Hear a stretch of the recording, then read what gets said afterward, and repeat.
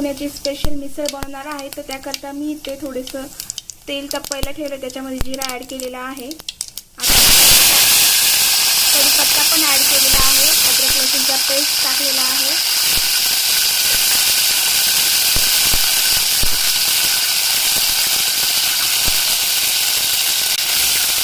आणि त्याच्यामध्ये थोडंसं वाटण पण टाकलेलं आहे.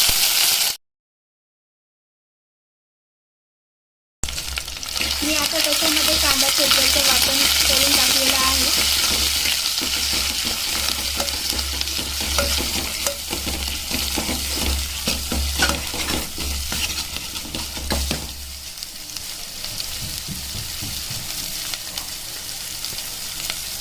आता त्याच्यामध्ये मी 1 चम्मच लाल तिखट पण ॲड करते,